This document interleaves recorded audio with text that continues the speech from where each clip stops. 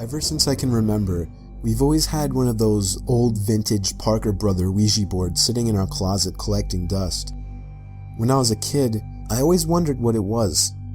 From the box, it seemed like a horrible board game, until one day I found out what a Ouija board really is, and immediately dug it out of the closet.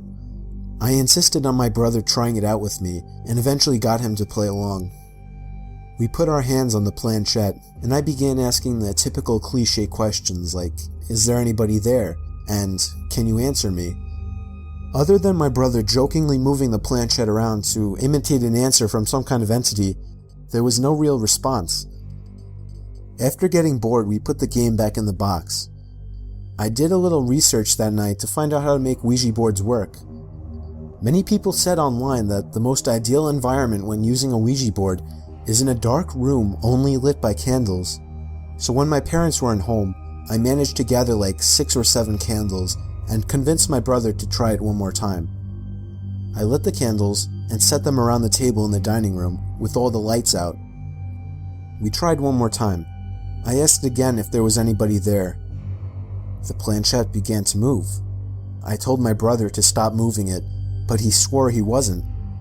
I told him to move his hand away, and he did. It kept moving. My brother thought I was messing with him, but I didn't pay attention. The planchette landed on the word yes. I was only 9, so I was legitimately shitting myself. My older brother had to take over. He asked the question, "Are you a good spirit?"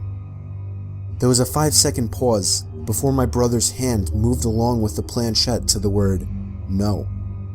We both looked at each other, and at this point I ran to my room and shut the door behind me, but he continued on with the so-called game. I heard his muffled voice come from down in the dining room, when all of a sudden I heard him screaming at the top of his lungs. I ran back downstairs to see what was wrong. He was holding up his shirt, revealing a small open wound that almost looked like a claw mark.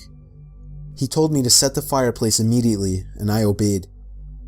He threw the thing in the fireplace and told me to never speak of what happened to anybody.